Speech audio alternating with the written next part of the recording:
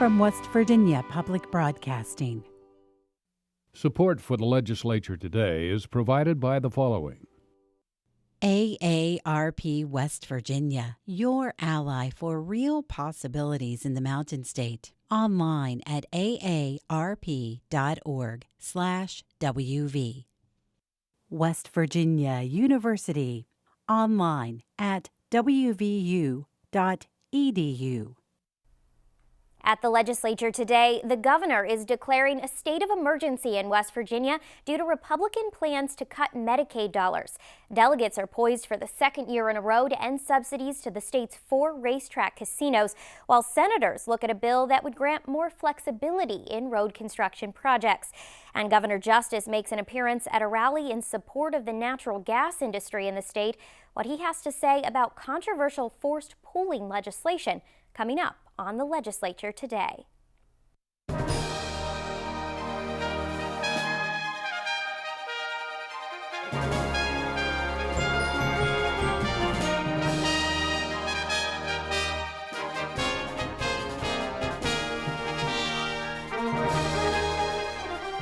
Good evening, I'm Ashton Marra. Governor Jim Justice has lit the lantern in the Capitol Dome, symbolizing a state of emergency in West Virginia. The move is a symbolic one, according to the governor, who says the Republican plan to reduce funding to Medicaid would result in a health care emergency in the state. Republican legislative leaders released their 2018 budget framework last week, saying they'd reduce Medicaid, public school, and higher education dollars to balance next year's budget. In a press conference at the Capitol today, Justice said support for his budget plan to increase taxes by some $450 million is growing. In a written statement released after the press conference, House Speaker Tim Armstead said Justice owes an apology to the people of West Virginia, calling the lighting of the dome lantern a, quote, stunt. Armstead says the people of the state deserve better than bullying from their leaders. Lawmakers are continuing their work on the budget by looking for places to reduce government spending, as promised in their budget framework. Today in the House, that came in the form of a bill that's been proposed in several previous legislative sessions, but has not been able to make it through the full process. Liz McCormick reports. The bill originating in the House's Finance Committee would end the Racetrack Modernization Fund. The fund was created in 2011 to supplement the cost of upgrading video lottery terminals, or digital slot machines, and other lottery games. There are 4 racetrack casinos in the state: Mardi Gras in Cross Lanes, Mountaineer in Chester, Wheeling Island in Wheeling, and Hollywood in Charlestown. 3 of those casinos are in border areas and bring in out-of-state gamblers, which contribute to West Virginia's overall income. But in the mid-2000s, surrounding states began building casinos of their own. The fund was seen as a way to keep West Virginia's gaming facilities more competitive. Each year, lawmakers set aside $9 million in the Racetrack Modernization Fund for the upgrades, and the unused dollars roll over year to year. Currently, there's $7.5 million left over from last year. But the fund itself is only supposed to last until 2020. The House Finance Committee's bill would end the fund 3 years early and reappropriate the money to general revenue. Delegates in the northern and eastern panhandles, however, had concerns over ending the fund, including Democratic Delegate Jason Barrett of Berkeley County, who questioned Louis Southworth, an attorney representing the West Virginia Racing Association. What kind of decrease in revenue have these casinos seen with this increased competition?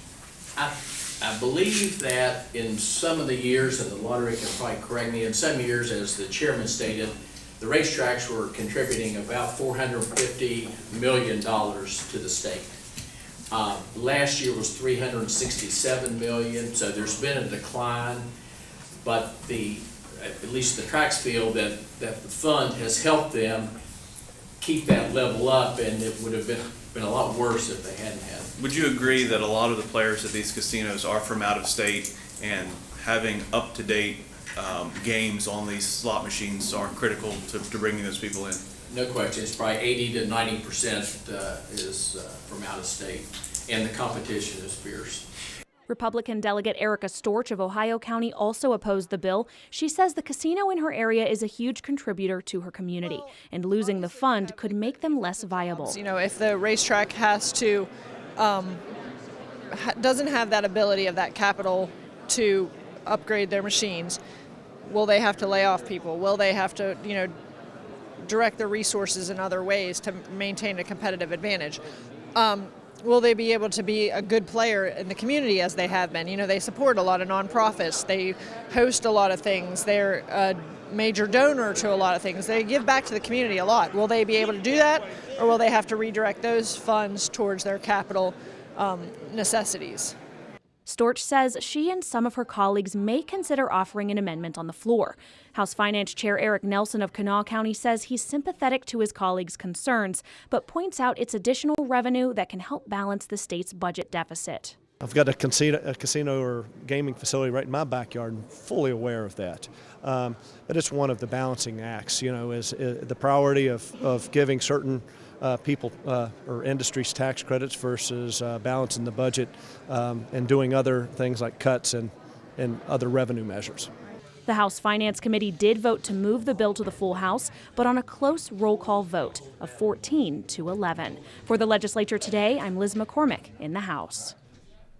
On this program so far this session, we've heard twice from the Republican chairs of the House and Senate Finance Committees on their plans to balance the 2018 budget. We've heard from members of the House Liberty Caucus who've presented a budget plan of their own, one that closes a budget hole millions of dollars deep without raising any new taxes. We've of course heard the Democratic governor's plan, but tonight we hear from a member of the minority party who has his own ideas about how to move the state forward. Mick Bates is a Democratic delegate from Raleigh County. He was elected to the House in 2014. Delegate Bates, thanks for joining us this evening. Thank you. Let's start with a pretty simple one. You said at the onset of this session you would introduce a budget plan of your own, and now you've decided not to do that. Why not? That's just not the way the process works.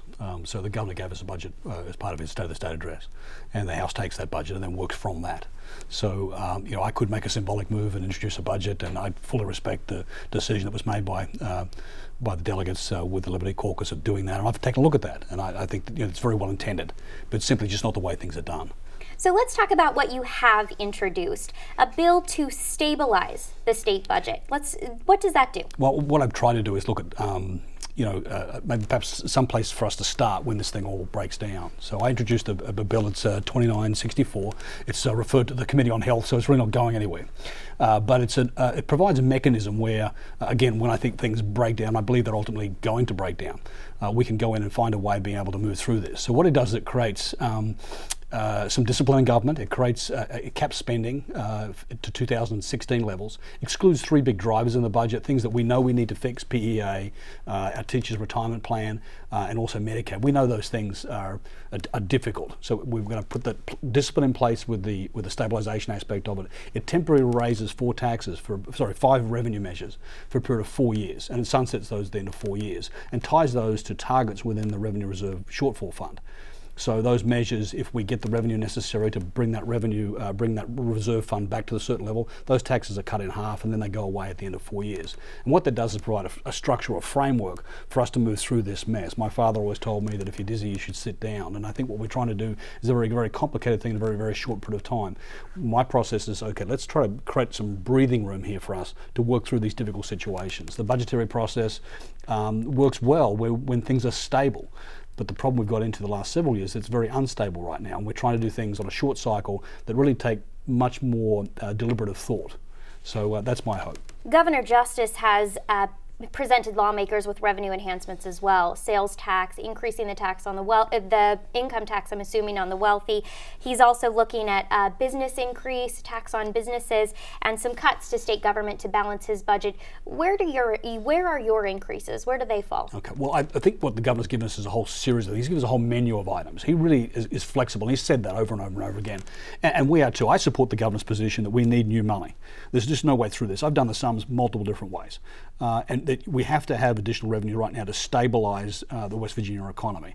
There is just no simple way through this mess without doing that. And I believe ultimately we'll get to that point.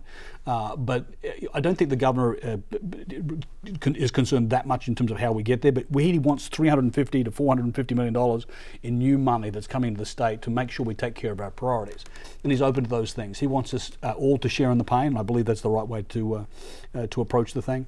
And his concepts are designed to be able to share that across the board, both with businesses, individuals, consumers, and also in corporations.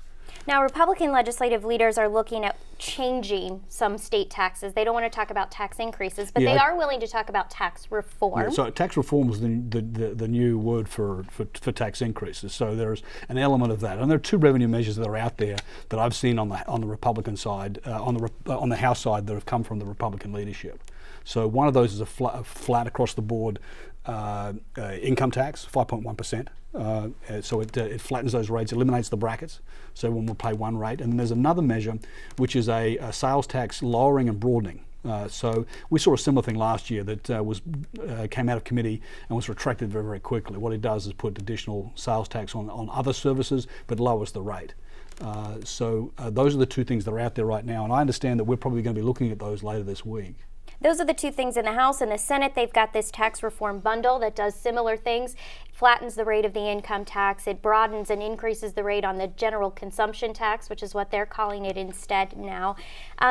Are those changes good? Do we need to change the income tax structure? The concern I have there is the additional instability. There's a lot of theory and projections that go into that whole thing. And if you can sort all through it and be confident in the number that's at the end, I'm not sure who can. I mean, it's someone said that Common Core math is dead, but I'm not sure if that reform package indicates that that's the case. It just doesn't add up, and I don't think there's much appetite for that on the House side. We see the pitfalls.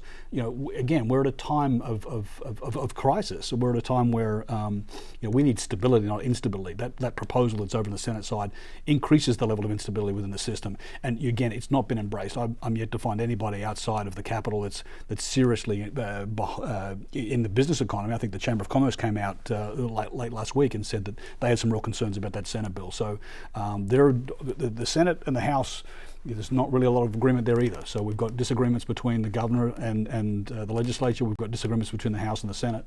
We've got disagreements within the Republican caucus. Again, we've got 19 days to go. I'm not particularly optimistic at this point. We've got just a couple of seconds left, but I want to make sure that we get to, you say there's disagreements in both chambers, disagreements within the parties, disagreements with the governor. Do we get to a budget by June 30th? We came within 2 weeks of a government shutdown last time. We had a $250 million problem. We had a governor that wanted to go along. We had a revenue measure. We had some short-term money. This year we've got a $450 million problem, a governor that's pretty fixed in his positions. No short-term money and no revenue measure. So a shutdown could be possible. I'm very concerned. Okay. Delegate Mick Bates, thank you so much for your time. Happy birthday. Thank you. We meet 4 more members of the 83rd West Virginia Legislature now in this edition of Meet Your Lawmakers.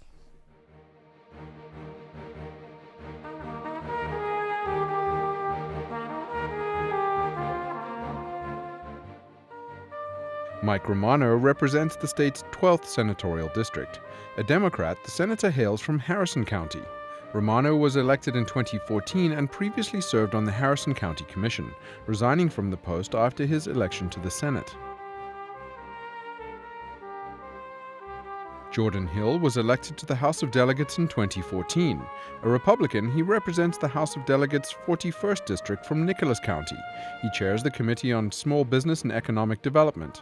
He is a graduate of the West Virginia University Institute of Technology. George Ambler represents the House's 42nd District from Greenbrier County. He was elected to his seat in 2012 and is a Republican. Delegate Ambler serves as the Vice Chair for Natural Resources on the House's Agriculture and Natural Resources Committee. He is an American history and civics teacher and a farmer.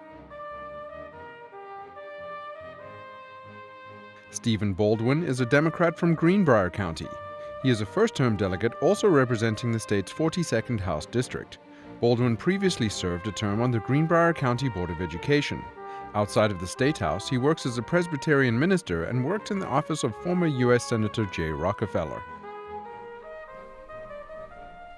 Senators are moving forward with a bill that removes spending limitations on certain road projects after hearing from the state's Department of Transportation Secretary today.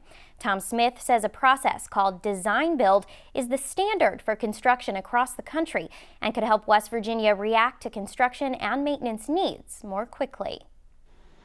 Design Build is a tool used in government to accelerate the building of roads and bridges.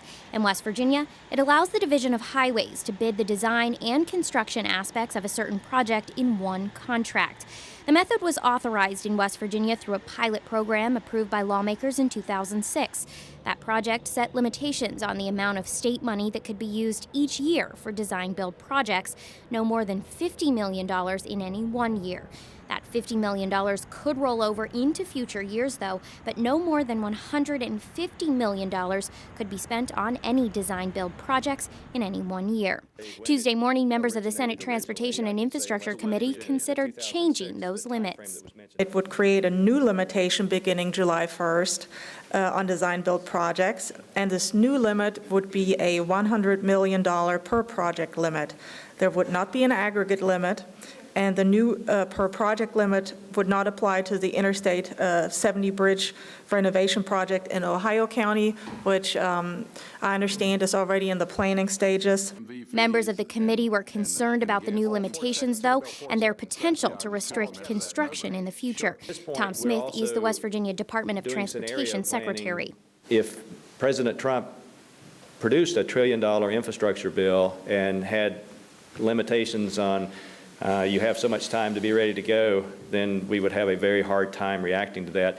We would probably quickly try to generate candidate projects with Coalfields Expressway, with the King Coal Highway, with Corridor H. Those are some of the bigger projects that, if that were to happen, we would be able to try to react quickly. Without these tools, we could not react quickly, though.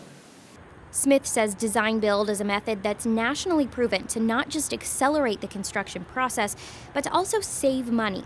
There are already 5 projects, Smith says, the state is undertaking that will exceed the $100 million per project cap as set forth in the committee's version of the bill.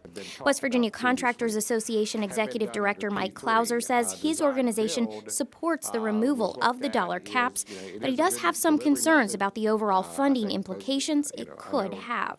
The Contractors Association has always supported design build as a delivery method.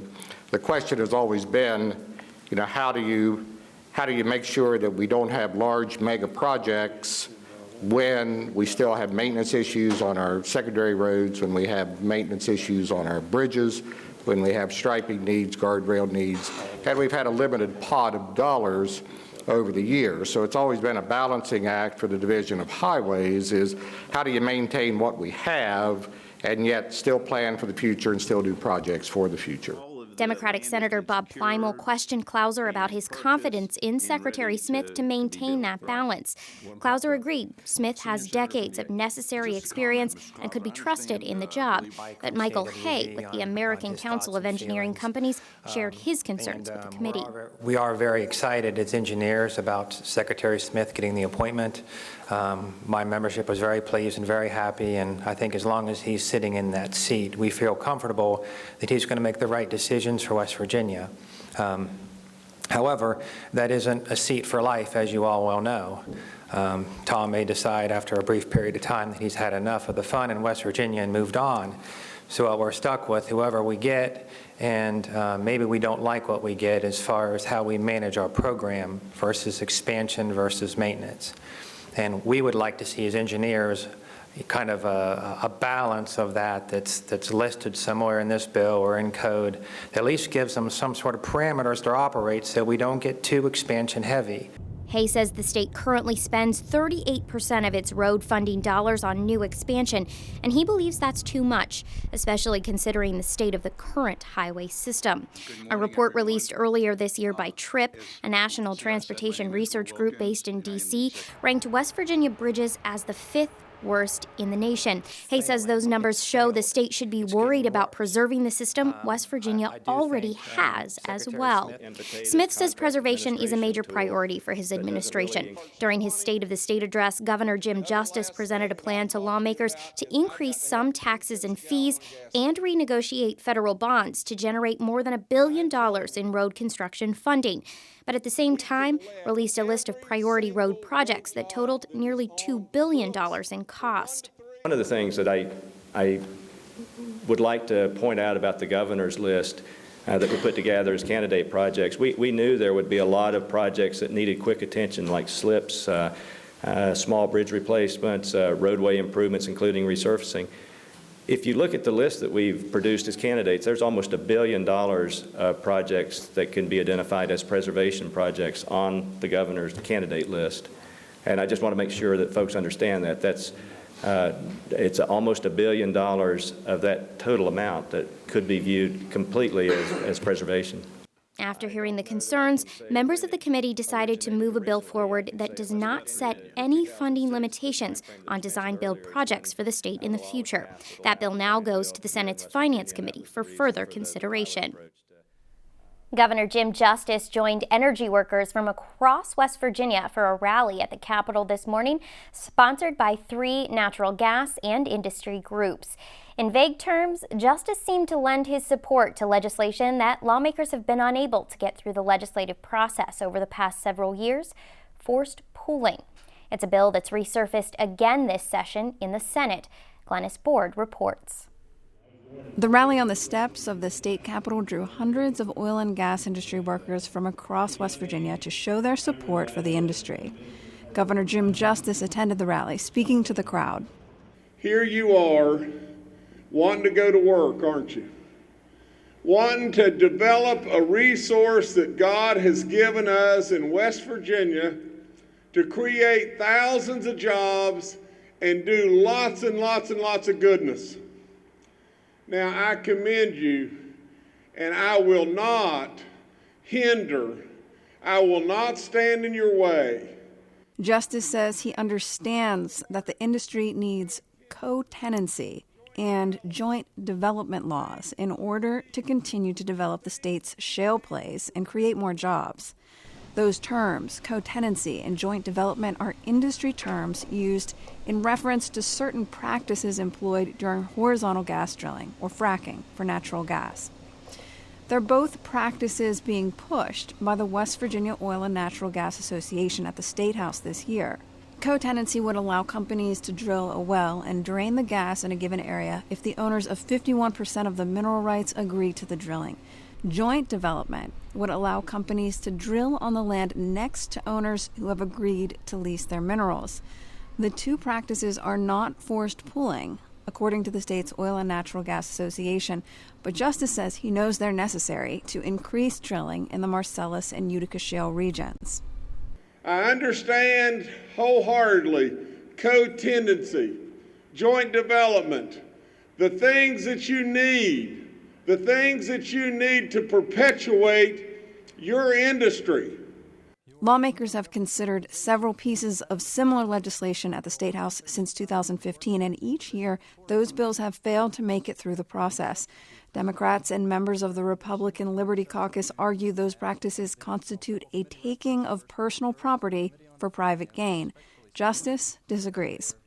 Now, I know that you're not wanting to take something away from anybody, but sometimes it becomes an effort that is absolutely worthless because you're trying to track down landowners that have,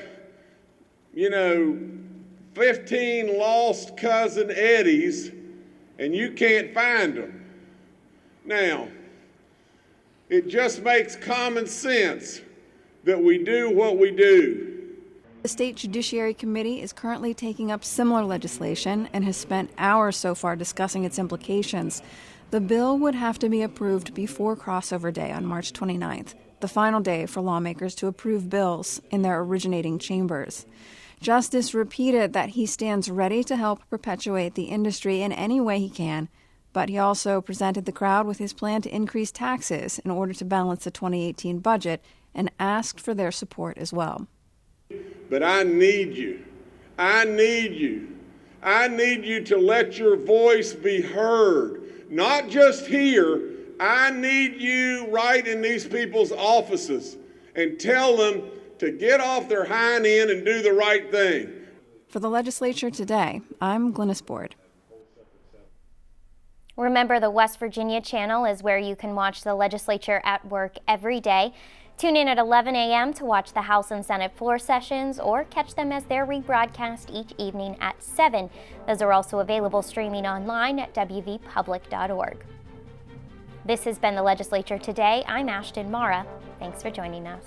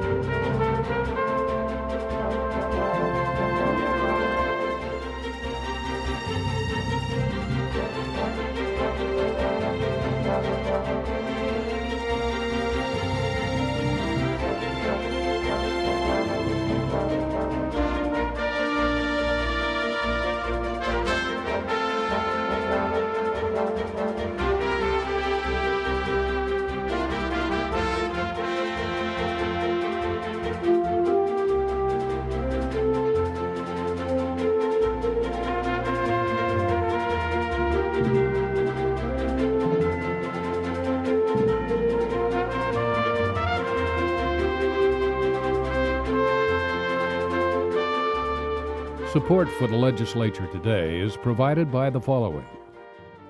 AARP West Virginia, your ally for real possibilities in the Mountain State. Online at aarp.org/WV. West Virginia University. Online at wvu.edu.